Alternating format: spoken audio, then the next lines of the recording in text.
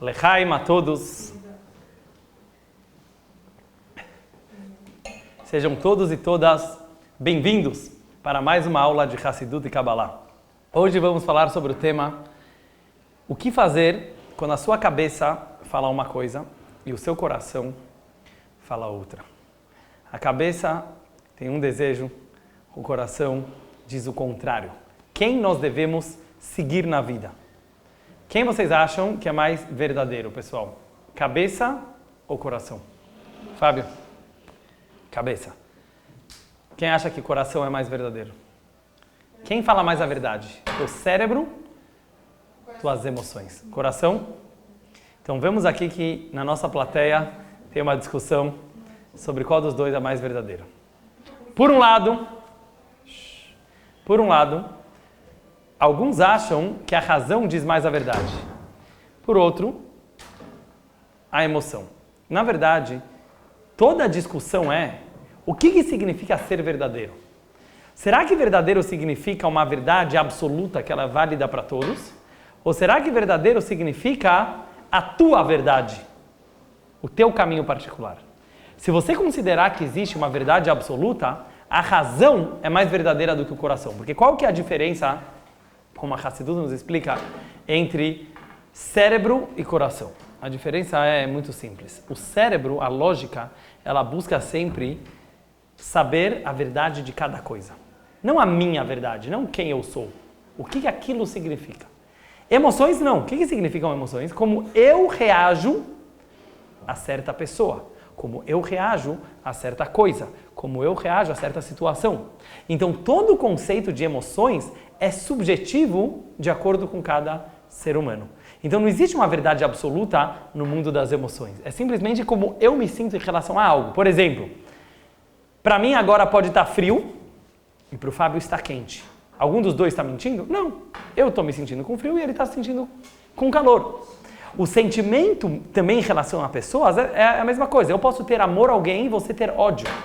Nenhum dos dois estão mentindo. Essa é a minha verdade, aquela é a tua verdade. Então a questão que nós vamos discutir hoje é qual dessas duas verdades nós devemos buscar na vida? Uma verdade que é igual para todo mundo, que seria a verdade lógica, ou será que é mais importante a minha verdade, como eu me sinto bem, como eu me sinto com prazer na vida? Para entender esse conceito, eu vou querer trazer hoje uma viagem cabalística pelo mundo das emoções e nós vamos perceber que apesar que muitos religiosos pensam que nós devemos negar as nossas próprias emoções, que nós devemos ser pessoas muito mais intelectuais do que emocionais, porque senão nós podemos acabar pecando, certo? Muitas vezes parece que um ortodoxo ou uma pessoa que quer seguir uma religião, ele precisa ser uma pessoa mais racional e não deixar-se levar pelas suas emoções. Por quê? Porque se ele vai se deixar levar pelas suas emoções, ele pode acabar desejando coisas proibidas, ele pode acabar se empolgando com o que ele não devia. Por isso, muita gente pensa que a melhor forma de você ser um religioso é através de dar uma adormecida nas suas emoções, vamos dizer assim, e ser uma pessoa mais racional. E hoje nós vamos ver que não pode ser que o judaísmo pediria para você matar as suas emoções, o seu lado sentimental. A maior prova disso, vou trazer apenas uma prova de um personagem muito famoso da nossa Torá. Ele se chamava José, Yosef. Yosef foi um homem extremamente inteligente e extremamente controlado. Ele tinha um autocontrole que poucas pessoas têm. Como eu sei disso? Pega a história, resumidamente, de José. Ele foi jogado pelos seus irmãos num poço. Imagina o trauma que um menino desses poderia ter. Os irmãos me odeiam, culpa talvez da educação dos meus pais, e ele é jogado num poço. Fora que ele perdeu a mãe muito cedo. Ele é vendido de escravo para uma família egípcia. Nessa família, a mulher, a patroa, se apaixona por ele. Quer trair o seu marido com José. José não conhecia ninguém, não tinha ninguém em casa. Ele poderia ter cedido aos encantos daquela moça. Não. Yosef escapa e ele não peca. E por causa disso, a patroa deda ele acaba indo para a prisão, injustamente. Fica 10 anos na prisão. Imagina quantos traumas psicológicos uma pessoa dessa poderia ter. Nada disso, ele continuou com a moral lá em cima, autoestima elevado, e ele acaba saindo da prisão e vira, como vocês sabem, o final da história, o vice-rei do Egito. Então ele era uma pessoa extremamente segura de si, uma pessoa extremamente com autoestima elevado. E mais ainda, ele conseguiu se controlar numa situação de uma grande tentação, que era essa mulher do patrão, que aliás a Torá diz que era muito bonita. Agora vamos ver o final da história do Yosef. Na hora que ele vai se encontrar com os irmãos, sabe quantas vezes, pode contar na Torá, quantas vezes a Torá diz que Yosef chorou? 8 vezes. 8 vezes está escrito literalmente quando ele encontrou seu irmão Binyamin, quando ele foi se abrir para os irmãos de quem ele era, quando ele se reencontrou com o pai. 8 vezes a Torá fala que Yosef chorou. Era um chorão. Ou seja, aquele mesmo homem forte que conseguiu sair da prisão para virar o vice-rei do Egito, ele era uma pessoa extremamente emotiva, sensível e que lidava com as suas emoções. Então acho que isso aqui é uma grande prova para a nossa vida, que uma pessoa que está ligada com Deus ou com a Torá, ela não deve virar uma pessoa totalmente racional, friamente calculista, como muitos ortodoxos pensam, mas sim, ele tem que continuar sendo uma pessoa sensível. Vamos ver como é possível fazer esse equilíbrio, que é a nossa busca na aula de hoje. Diz a Torá, pois o homem é uma árvore do campo. Vocês sabem que a Torá normalmente não é muito filosófica. Ao contrário, a Torá ela é muito objetiva, muito direta.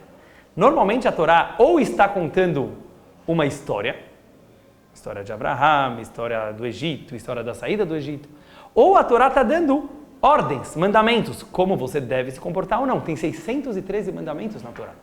Muitas poucas vezes, ou talvez quase nenhuma, você vai encontrar a Torá falando coisas mais brisa, filosofando. A Torá é muito clara e muito objetiva. Mas de repente a Torá fala, pois o homem é uma árvore do campo. O que a Torá está querendo dizer que o homem é uma árvore do campo? O homem não é uma árvore do campo. Então você já vê aqui que tem algum sentido subjetivo. Então os sábios do Talmud se esforçaram para explicar o que seria o homem como uma árvore do campo. Então o que eles disseram? Que é uma comparação. A Torá está comparando o homem com uma árvore. E tem várias explicações. Por exemplo, assim como numa árvore, o principal são raízes fortes, o homem precisa ter raízes fortes com seus antepassados. Outros rabinos explicaram, assim como o principal da árvore é gerar frutos, o homem, o principal é as suas boas ações, os frutos que ele deixa na vida. E por aí em diante vai. Porém, a Kabbalah não aceita essas explicações. A mística judaica diz que todas essas explicações estão comparando o homem com uma árvore. Mas não é isso que a Torá falou. A Torá falou, o homem é uma árvore do campo. Então a gente precisa procurar uma explicação um pouco mais profunda. Tudo que existe, diz a Kabbalah, no macrocosmo, existe no microcosmo. Tudo que existe no mundo lá fora, existe dentro do coração da pessoa. Isso significa que nós devemos procurar, dentro da personalidade, da alma de cada um, como nós podemos achar os objetos e as coisas existentes no mundo lá fora. No nosso caso, eu vou trazer 4 reinos que existem no macrocosmo, que todos conhecem, são mineral, vegetal, animal e o ser humano.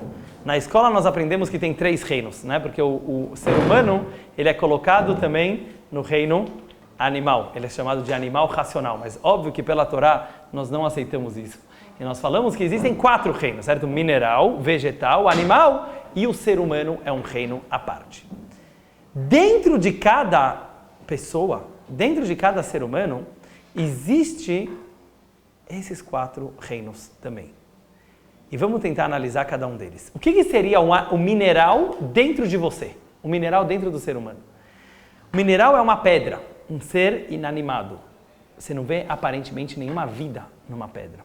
Sabe o que fala a Kabbalah que seria em você, Luana, uma pedra? As suas palavras. Por quê?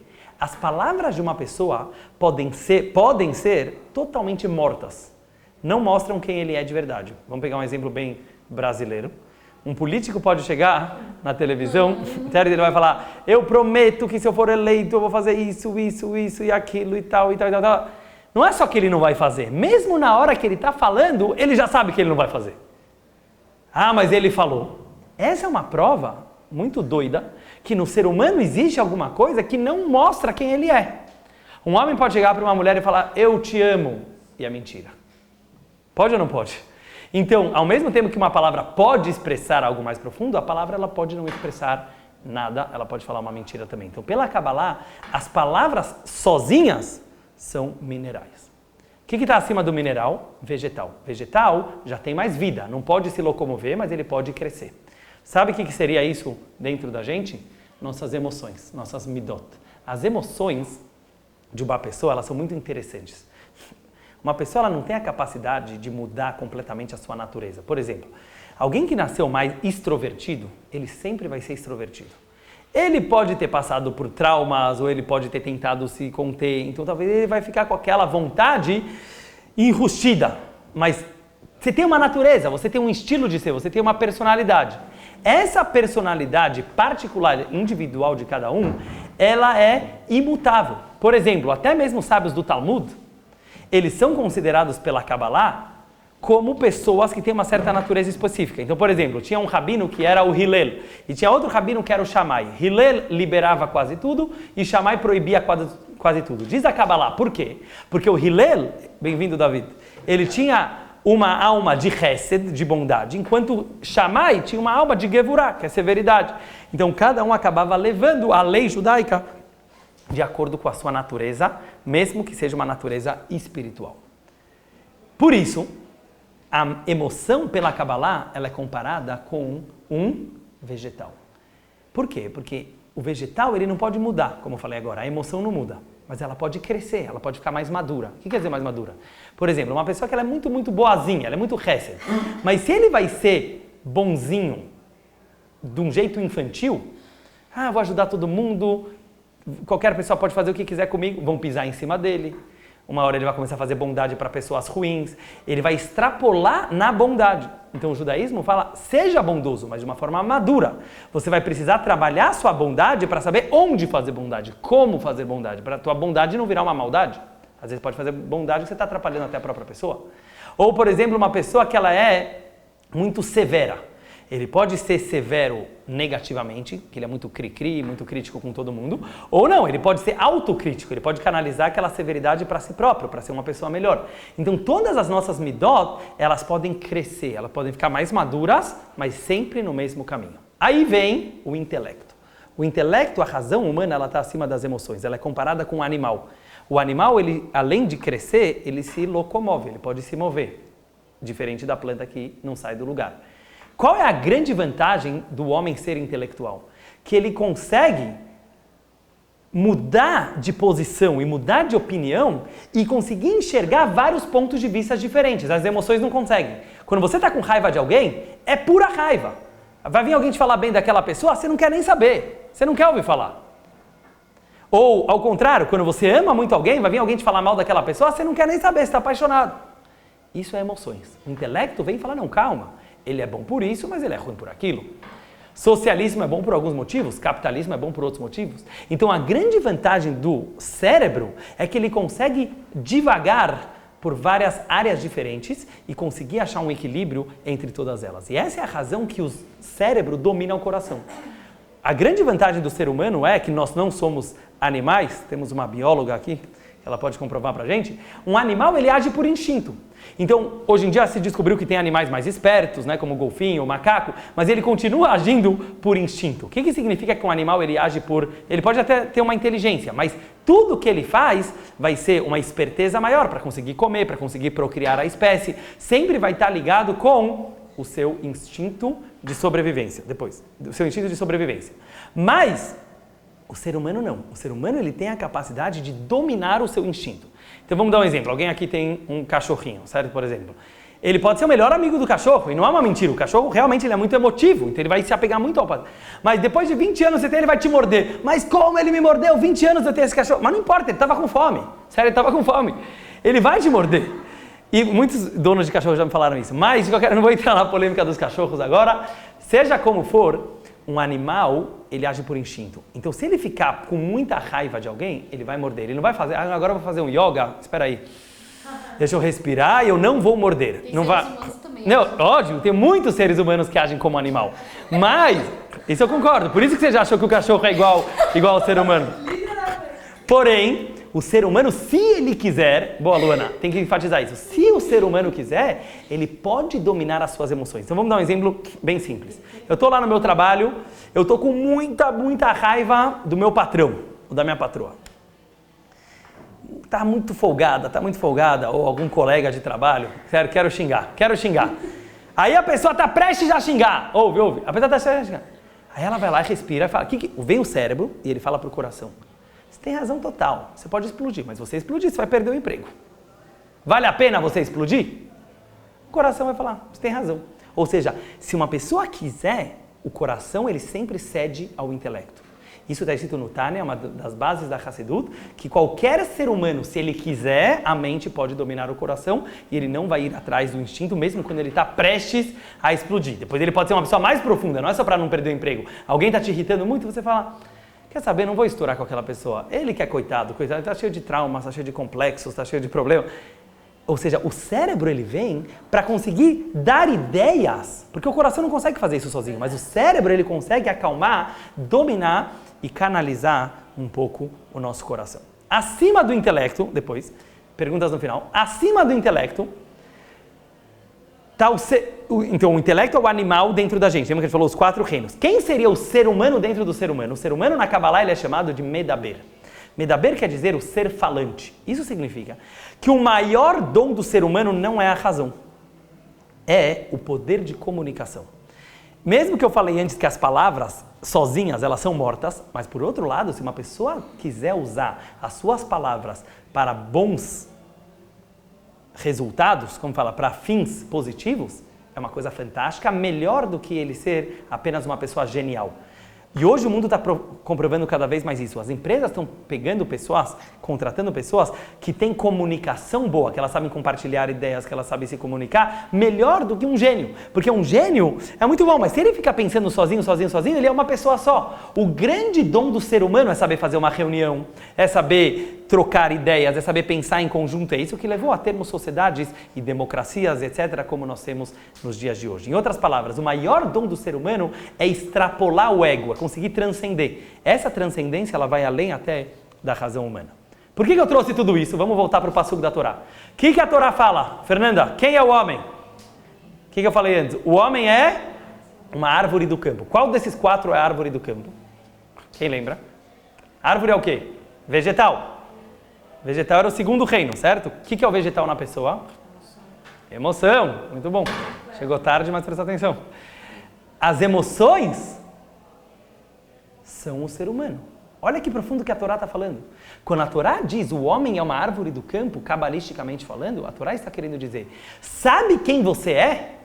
Coração, emoções. Você tem dons maiores, você consegue até dominar seu coração, mas se eu quero saber quem a pessoa é, ela é puro coração. Vamos trazer algumas provas para isso.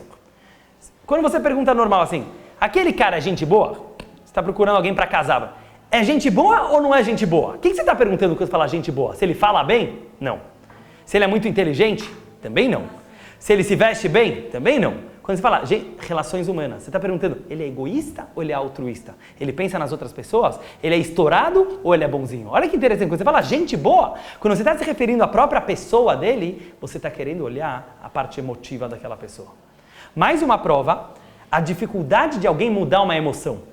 É muito difícil, porque isso está ligado com o teu ser. Então, por exemplo, você muda um filho de escola. Tudo bem, ele estava com esse professor, agora vai estar com outros professores. Não é tão difícil. Agora, manda um filho estudar fora do país, quando ele é pequeno, por exemplo. As saudades, por quê? Porque a parte emotiva, ela é muito mais difícil uma pessoa se acostumar, de novo, com outro lugar, do que na parte intelectual, por exemplo. Então, isso a gente vê que as emoções são a essência da pessoa. Por que eu trouxe tudo isso? Porque é óbvio que o judaísmo não veio matar nossas emoções. Ele não veio falar, estuda o código de leis judaicas, estuda o Shulchan Aruch, e a partir de agora você vai ser uma pessoa totalmente correta, totalmente boa, totalmente no caminho certo, e esquece o teu lado emocional. Não. O judaísmo de jeito nenhum falaria algo assim. Uma vez uma pessoa me perguntou, que ele falou assim, sabe por que eu não viro religioso?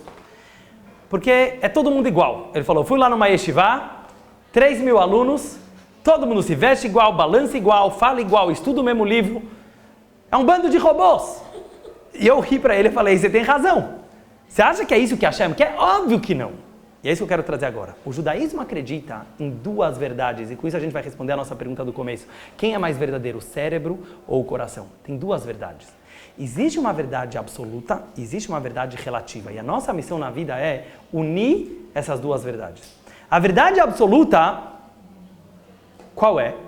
A Torá. Nós acreditamos que Deus deu um código de valores que são iguais para todo mundo. Não faz diferença para mim, para você, para ele. A Torá é uma verdade universal. E ela tem não matar, não roubar, respeitar o pai e a mãe. Isso é igual para todo mundo. Dentro do judaísmo, cada um vai ter o seu estilo de enxergar a Torá. Vai ter a sua maneira de enxergar Deus. Então vamos dar um exemplo. A gente vai para a sinagoga. Todo mundo abre o mesmo livro de orações, certo? O mesmo Sidur. Todo mundo pode balançar igual. Todo mundo pode rezar igual. Mas dentro do coração de cada um, ele vai imaginar Deus de uma forma totalmente diferente. Para mim, Deus não é a mesma coisa do que é para você. Eu me sinto de uma forma em relação a Ele e você se sente de outra forma. E essa é a beleza judaica. É a gente conectar a verdade intelectual com a verdade emocional. A verdade absoluta junto com a verdade relativa. E é isso uma das novidades que o Baal Shem Tov veio trazer para o mundo, que ele viveu há 300 anos atrás aproximadamente. Ele revelou a Hassidut, que é a parte mais íntima e secreta do judaísmo. E ele veio falar o seguinte, óbvio que com a religião, Deus não queria matar o ser humano. Ele não queria falar, todo mundo se comporta bem, mas esquece as tuas emoções, porque tuas emoções são muito perigosas. Você pode desejar coisas proibidas, você pode ter tentações, você pode ter depressões, você pode ter nervosismos. Não, não é isso que a Torá veio falar. A Torá veio falar, usa a verdade absoluta, usa essa verdade universal para filtrar as tuas emoções, para canalizar, dominar as tuas emoções, e aí elas serão muito mais produtivas e você vai revelar quem você é de verdade. Mas nunca mate tuas emoções ou esqueça delas. Vamos dar um exemplo simples. Um cavaleiro, ele pega um cavalo selvagem e ele quer, como fala isso? Ele quer educar ele quer domar, adestrar o animal, domar. Então ele vai lá, ele sobe no animal. O animal é muito mais forte do que o homem. O animal é muito mais intenso do que o homem. Ele é muito mais rápido, por isso que o homem precisa dele. Porém, para conseguir usar o animal de uma forma positiva, o homem primeiro precisa mostrar quem manda. Primeiro o homem precisa subir no animal,